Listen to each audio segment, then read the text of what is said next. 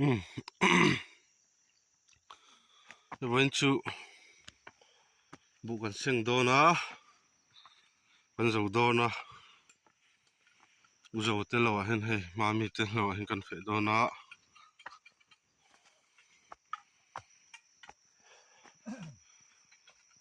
Hạ thang lệ don khóc mày,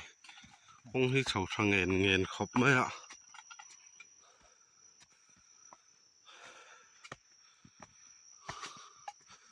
Mani sazu kan rab bedang ti lo khop a chho ani chho tak ani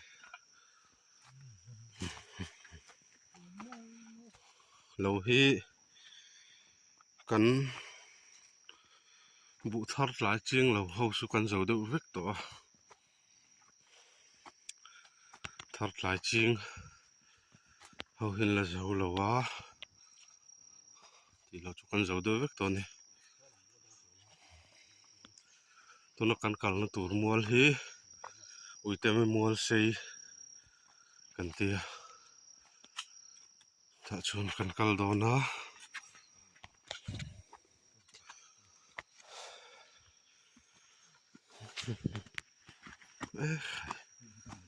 dai ne na van hal ve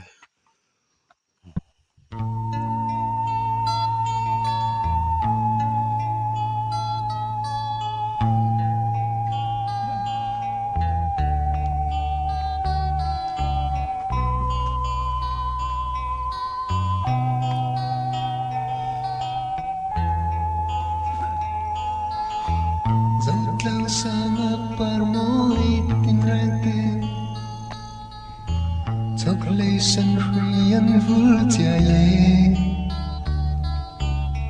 par moi tin vul mun nom ram moi ke thiri chu mun moi len ve kanun par moi rin tui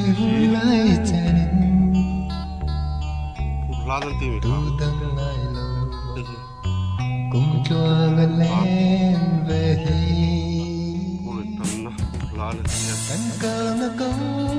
làm toan cho viên rê ông lê mà xe cần mà cần ta từng mình tên sẽ nâng lên lên rót tên em ở ngoài bên tươi kia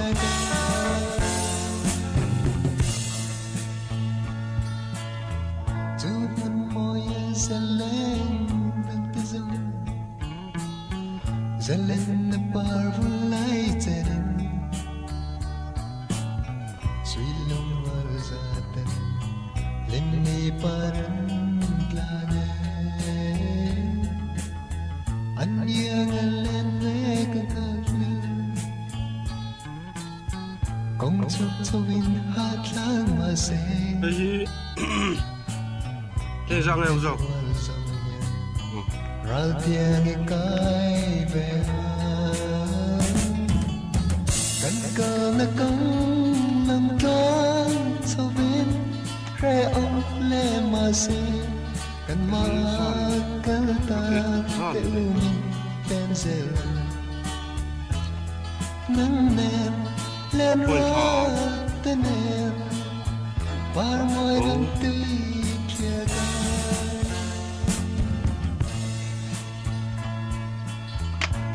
môi vuna là tiếng nâng ngao khi là cái tham cho vật chung hôm tổ ấy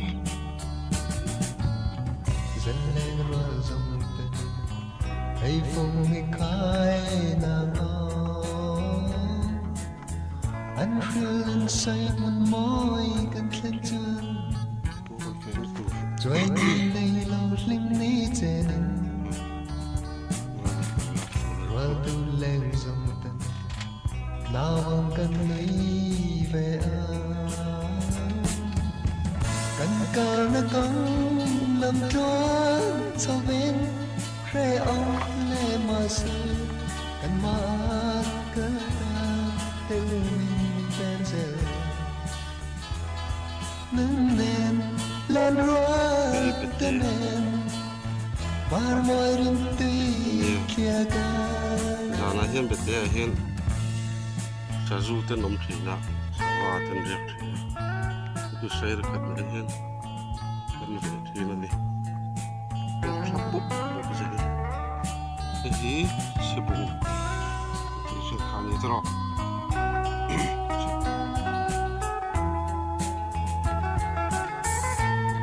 hian kan puaranga ro ku la khan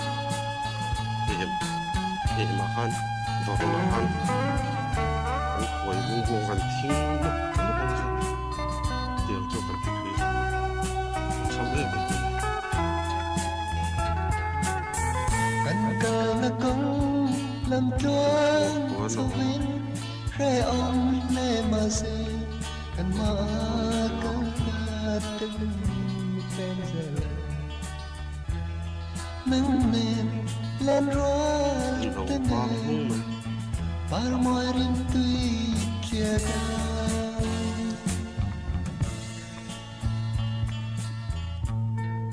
ga lại cần phải là tụi này hay cần hel về khóc bởi hết tụi này cần là hel chọc rất là nhiều đang đại về khóc mệt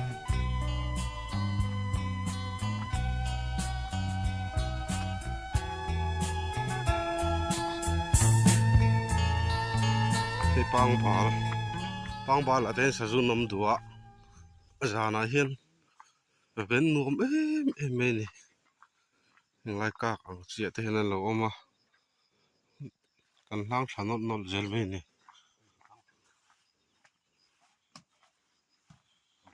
hay bị căng để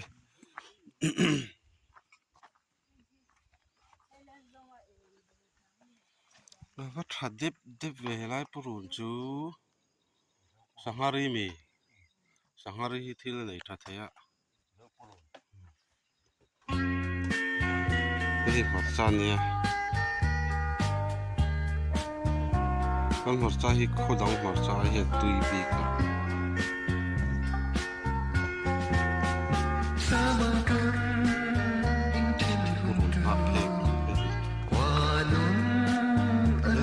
nói chứ không có thế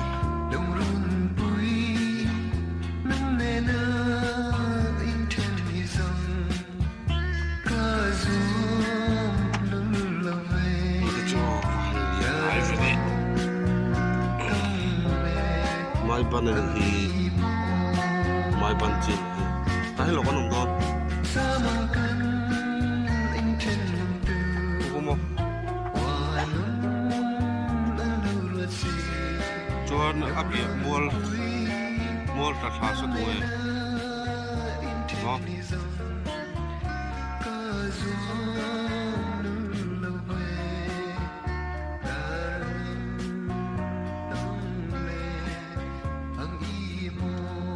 cái khác ăn thua là khác rồi chứ không được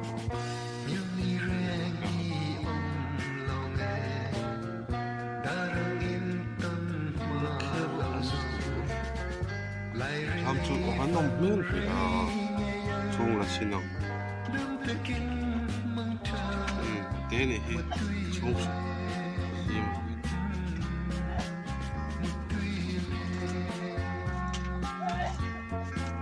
hey tụi tôi tham gia của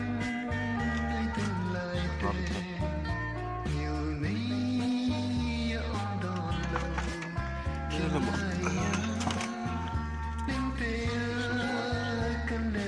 có số tung ấy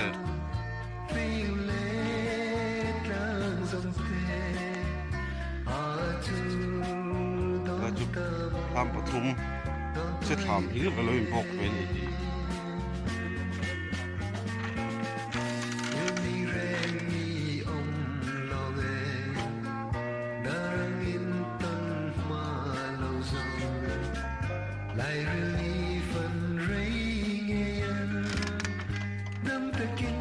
ai rồi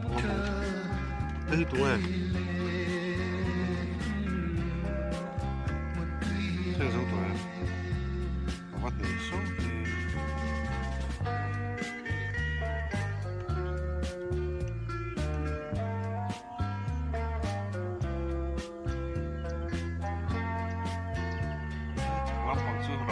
lam khát thì tao lo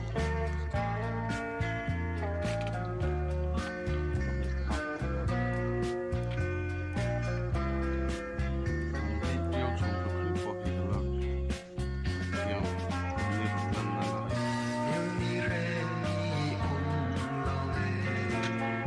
là thì là cái quý tích chung đó này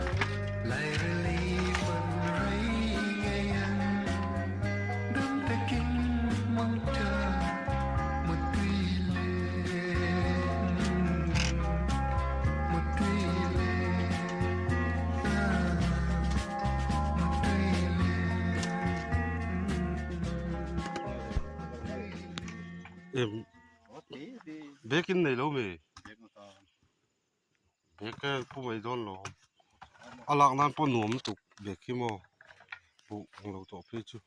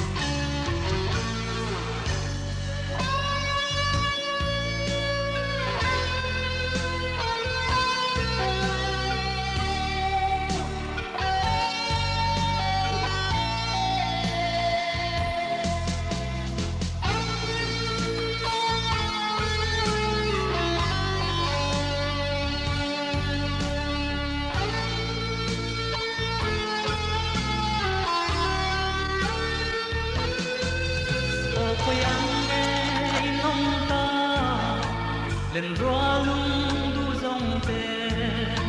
kim lai phát la na lên lai đi dòng kha mai hiam cao nuôi nuôi kir dayan resilo tam dâu tang ram đua sự tung min lên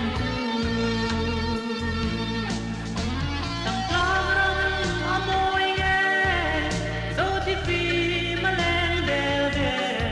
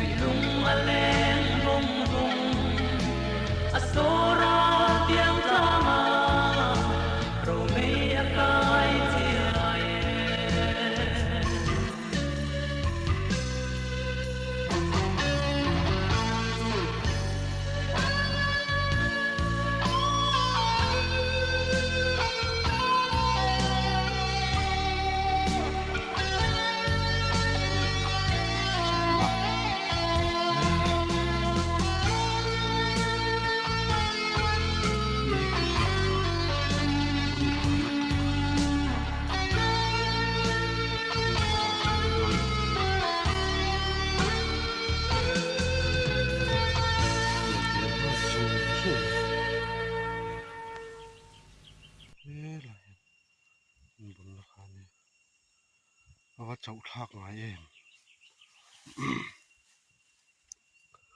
cô lại khiêng đầy lim nói hẳn thụt vinh với người chặt ông về khi lại mi thế khi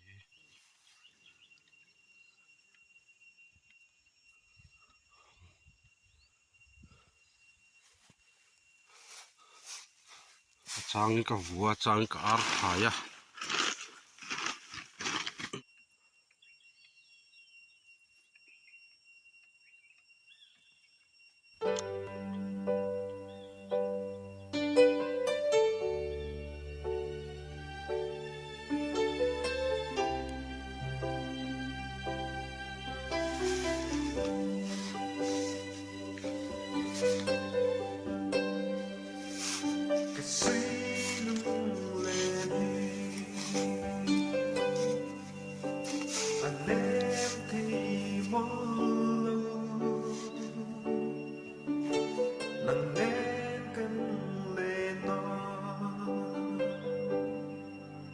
làm đắng mà đi xí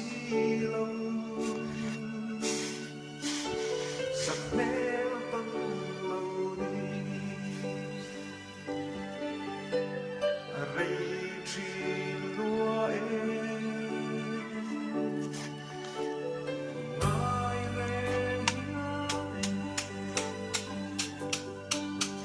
buồn lên vắng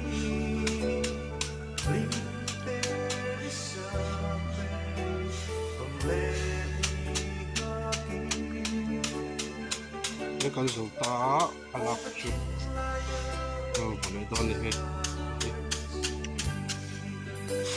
mà dầu tá con dầu xịt này đó cắt đó nó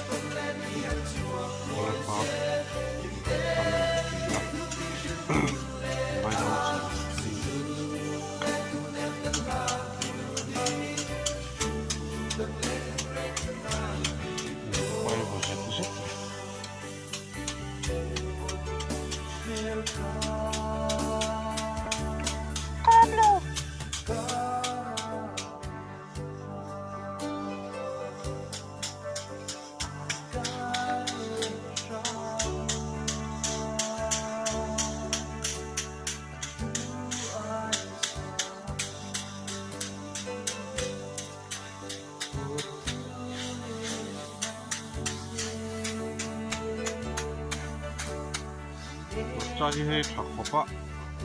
xin sầu túa của mẹ này nguyên tầng không chung ngả sao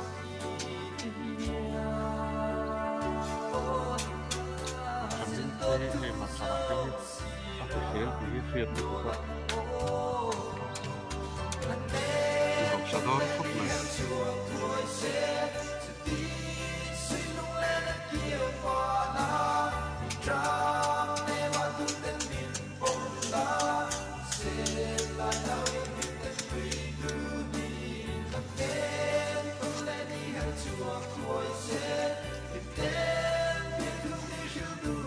tầm này có đi sang là cái mặt sao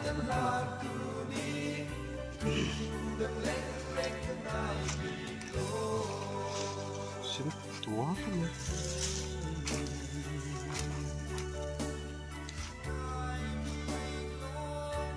để tiêu tới đâu ông về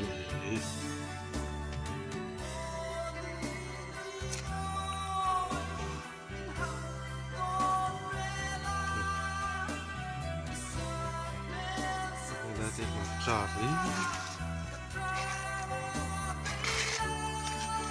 đây mà trả hoa chi nè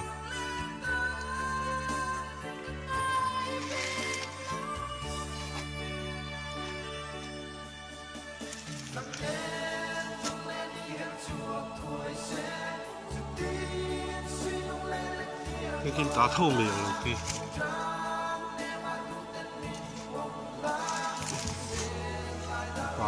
bài lâu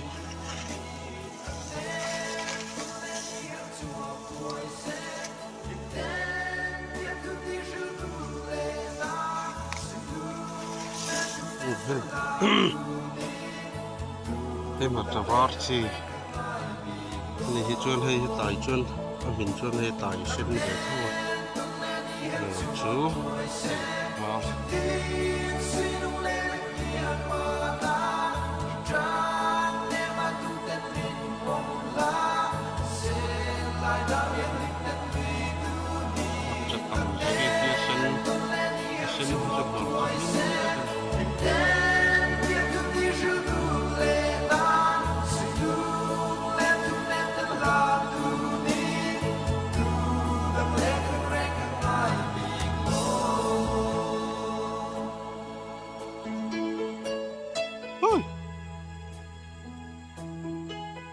tiếng phù hộ có thông xe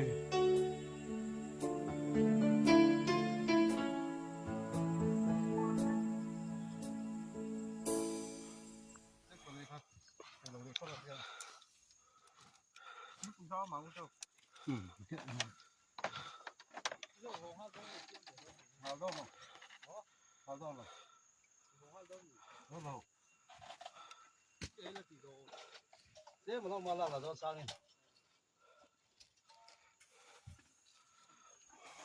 Cái tên nó rất đâu có một chỗ hết đâu.